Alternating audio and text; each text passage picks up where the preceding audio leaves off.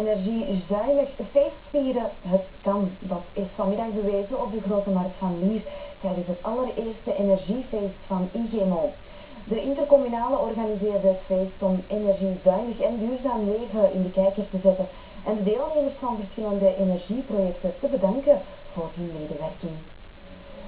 Alle kraampjes die de Grote Markt van Lier vandaag invallen maken gebruik van groene energie. Zo kan je op een fiets rijden waarmee je een biofruitcocktail kan maken of een op zonne-energie getapt pintje drinken. Met het allereerste energiefeest wil intercommunale IGMO energiezuinig en duurzaam leven in de kijker zetten. Maar dat is niet de enige reden. De bedoeling is dat wij de mensen die aan energiebesparende maatregelen hebben gedaan in onze regio van IGMO, dus Mechelen, Lier en onze andere vernootgemeenten, gaan bedanken. We bedanken ze met een feest.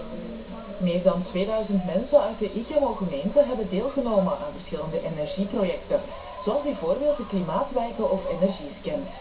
Energiezuiniger leven kan makkelijk. Dat hoeft zeker niet zo drastisch als de Low Impact Man toont in het gelijknamige Canvas-programma.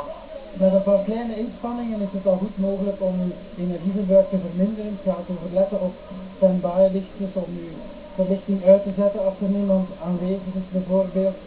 Zorgen voor energiezuinige toestellen die niet te veel gebruiken. Dus er zijn veel kleine dingen die iedereen kan doen.